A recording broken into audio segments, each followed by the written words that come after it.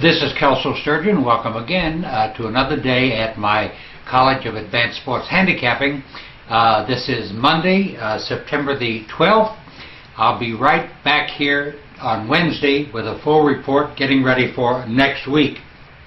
Now, you know, as a public handicapper for decades, there's no place to run and hide when you have a bad weekend. And I really had a bad weekend. I'm not going to make it as I had a really good one or whatever. I didn't have a terrible weekend. The only salvation was getting a narrow 50-unit win in my NFL game of the week with the Arizona Cardinals, and getting the cover on Sunday night with the Dallas Cowboys over the New York Jets. But you know, as a professional handicapper, I don't let the bad weekends or the bad days slow me down, because I know what I'm doing. And I'm coming right back firing tonight, using both of the Monday night games, both on ESPN, by the way. One is a 50-unit play, the other is a 10-unit play, and I intend to win both of them. As I say, I'm coming back firing with the greatest of confidence. You know, the one thing to remember is that if you do know what you're doing, and I do, I think I've proved that over the years, you know, you just keep doing the same things over and over again, that in the end you win and you do show a profit, and I think that I'm on my way to doing just that. Now, you can get the 50-unit NFL play tonight, the 10-unit NFL play tonight, on this website, or toll-free at 1-800-755-2255. And once again, my 50-unit play in the NFL, I intend to win in blowout fashion, and I mean by 3 or 4 touchdowns. So be sure you take advantage of these games and make a major score tonight. Now, you know, the one thing that's happened in Las Vegas on Saturday was something that's so mysterious that bookmakers here and bookmakers offshore are wondering just what happened and what motivated the Pac-10 officials to changed the score of the USC-Utah game 2 hours after it was over. The game was made official at 17-14 USC, and bookmakers began to pay off on underdog Utah, which was an 8.5-point underdog. 2 hours into the process, here comes the flash that the officials have changed the score and allowed a touchdown that was disallowed by the game officials, and made USC the official 23-14 winner, or a 9-point winner, which covered the 8.5. Now, I've gone into all the details on my website story today.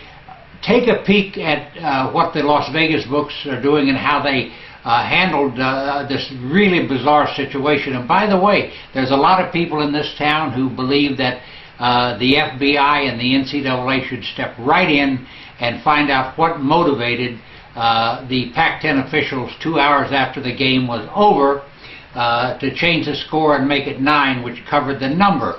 There's a lot of people who believe that USC and Pac-10 supporters put the heat on somebody to change the number. It's so bizarre. It's one of the strangest things that's happened in a town that's famous for its larceny. You know, so I'm going to keep an eye on the situation, and you can too.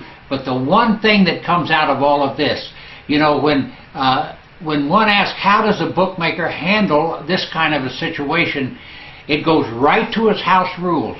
His house rules dictate what he will do and how he will handle the outcome. It's just as simple as that. House rules prevail, and you'll notice that on my website story here today, my website page, that I went into how 3 different books handled the situation here in Las Vegas. House rules prevail, and you need to get the house rules of your book so you understand what happens and what rules in these situations. You don't want to get posted by a bookmaker who tells you, well, you lost, and sorry about that. On the offshore websites, almost all of them have the rules posted, and certainly in Las Vegas sports books, all the rules are posted or at least available to bettors. So make it a point to figure out just where you stand and get if you never have gotten them, get all the rules that your bookmaker observes. It'll make life easier for you, and there won't be any unanswered questions when you come to controversial situations such as this.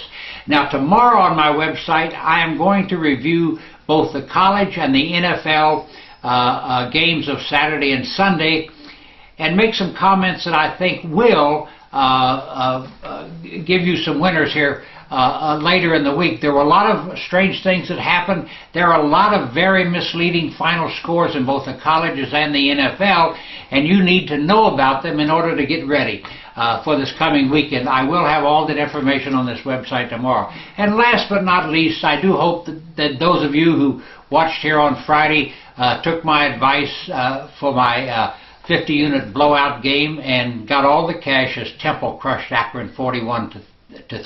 I'm coming right back on either Thursday or Friday with another blowout winner for the weekend. Be sure you watch the videos and take advantage of these free plays. They're all on me, and I intend to win them all. Thank you very much for watching. Let's go out, and you have a good week. I intend to have one.